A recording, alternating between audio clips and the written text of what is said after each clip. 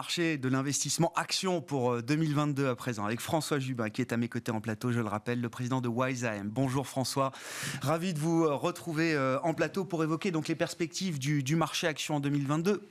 Des marchés actions, en fait. C'est ça qu'il faut regarder. Il faut regarder, quand on a un univers global devant nous, il faut regarder peut-être les marchés actions de manière assez distincte en ce début d'année 2022. En tout cas, c'est la lecture que vous proposez. Exactement, pour deux raisons. D'une part, parce que 2021 a été une année quasiment à l'unisson. Je dis quasiment parce qu'il y a des exceptions, bien sûr. Et la deuxième raison, c'est que on a plein d'histoires qui sont devant nous, qu'il va falloir résoudre. On en a parlé très longuement de l'inflation, c'en est une. Je pense qu'on y reviendra également. Et donc, dans un marché qui n'est plus uniforme, où les perspectives de croissance des résultats sont, si on en croit les analystes, à 8% sur l'année 2022, contre 30 et quelques pourcents sur l'année 2021, je rappelle ça quand même. Bien sûr.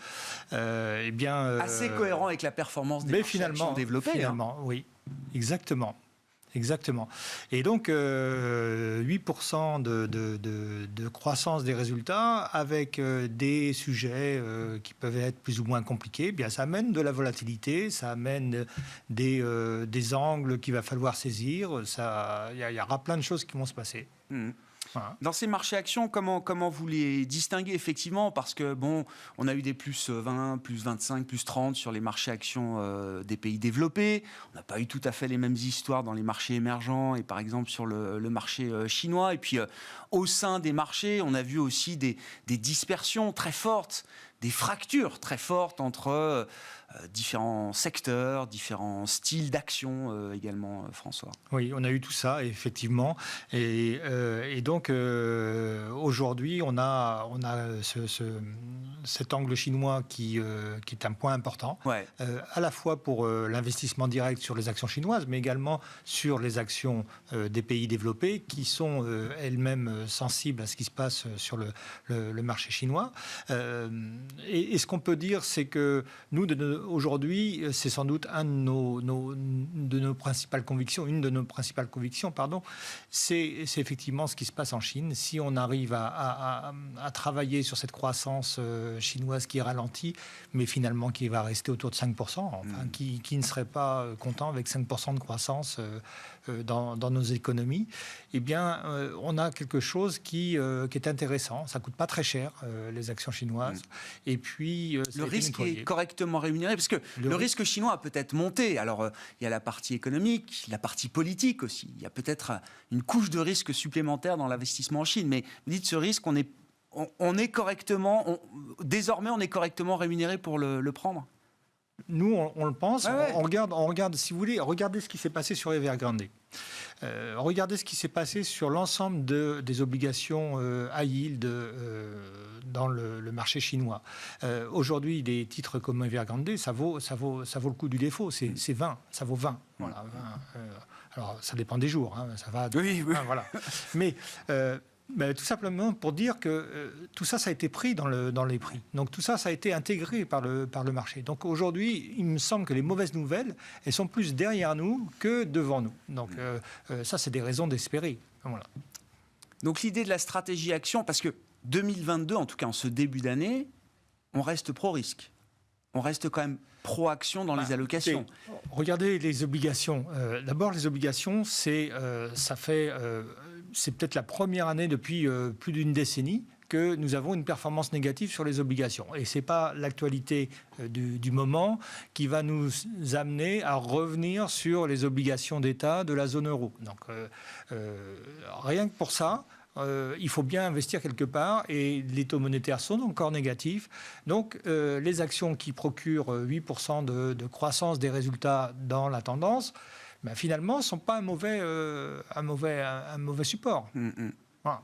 Et donc l'idée, ça va être d'aller chercher peut-être ces actions ou ces parties du marché action qui ne sont pas aujourd'hui pricées pour la perfection. On va parler du Nasdaq dans un instant, mais c'est ce qui guide un peu la stratégie proposée pour vos clients. Exactement. On aura cette chance en 2022 d'avoir plusieurs thèmes où on pourra trouver de la valeur, trouver des histoires qui vont être plutôt bien orientées. On a parlé de la Chine, mais il y a également sur des mid-cap, il y a des mid-cap secteurs industriels qui vont bénéficier des plans de relance et de la transition énergétique.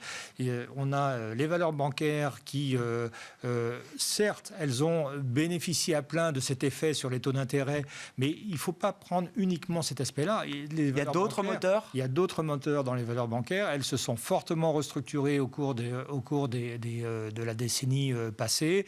Elles ont des modes de développement aujourd'hui qui sont beaucoup plus attractifs qu'elles ne l'étaient auparavant. Donc je pense que le pain noir a été mangé sur les valeurs bancaires et il y a sans doute également des choses intéressantes à faire sur des niveaux de prix qui sont tout à fait attractifs. Même si le secteur a pris peut-être 40% l'an dernier, je voyais que l'indice sectoriel des banques en Europe était au plus haut depuis octobre 2018, mais malgré cette petite correction à la hausse, vous dites... Il y a encore du chemin. Si ça doit encore monter, il y a beaucoup de place pour... oui, il y a encore de la place. Pour que ça monte. Venons-en au Nasdaq. Parce que, bon, c'est pas juste une coquetterie. Hein. Dans le Nasdaq, évidemment, ce sont les méga-caps américaines, ce sont des poids très, très importants. Et donc, un Nasdaq qui s'enrhumerait un peu trop vite, ça peut avoir des conséquences peut-être sur l'ensemble des marchés par effet de contagion. La question, et vous avez modélisé cette question et les réponses à cette question, François, c'est...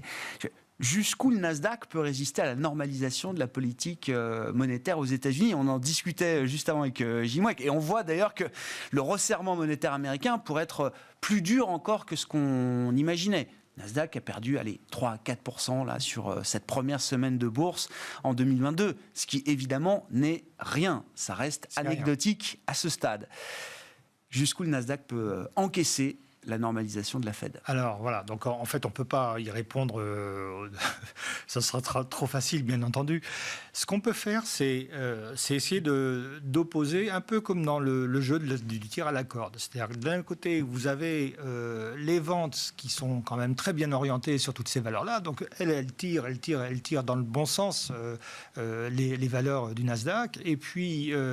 L'autre point, c'est les taux d'intérêt. Effectivement, les taux d'intérêt, c'est très important parce que, en fait, on actualise les croissances futures et quand on a des taux d'intérêt qui sont à 1 comme ils étaient au début de l'année 2021, eh bien, on peut se permettre d'avoir des PE à 33 comme ils étaient au niveau de l'année 2021. Donc, c'est ce jeu de tir à la corde entre le niveau de PE qu'on peut accepter et le PE, ça doit vraiment être vu du côté des taux. Donc, c'est un peu simpliste, mais quand même, on peut quand même associer le PE au niveau de taux d'intérêt. Et puis de l'autre côté, bien, vous avez la croissance des ventes qui, elle, peut être associée à la croissance des résultats. Et le chiffon qui est sur la corde au milieu, c'est le PE. Voilà, c'est le PE. Donc voilà, donc un coup ça va à droite, un coup ça va à gauche. Et donc il faut trouver, ça va être un subtil jeu d'équilibre. Parce que la performance, en fait, des actions, c'est quoi ? C'est la croissance des ventes. Ensuite, on va regarder ce qui va se passer, comment on transforme des ventes en résultats. Donc, c'est la profitabilité. Et puis, après, vous avez un peu de dividendes. Mais sur le Nasdaq, on en a très, très peu de dividendes.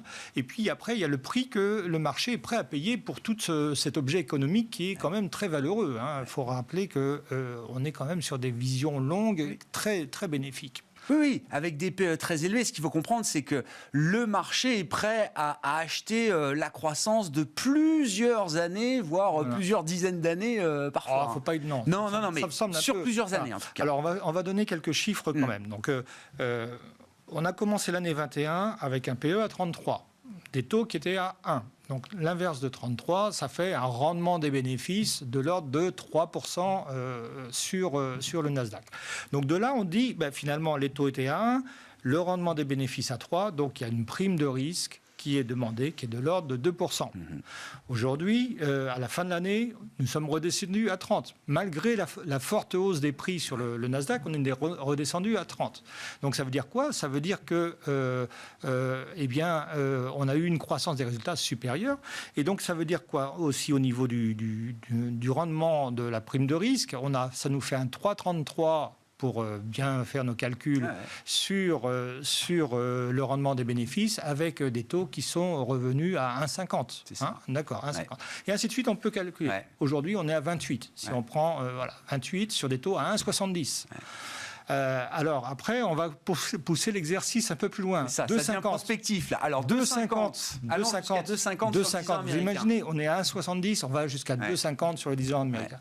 Si vous voulez garder vos 2% de prime de risque, parce que ces 2%, ils sont justifiés par la qualité eh bien, ça nous amène un PE à 22. Donc c'est de 28 à 22. De 28 à 22, voilà, de 28 à 22. Mais est-ce que ce 28 à 22, il va être compensé par la hausse des résultats au fil du temps?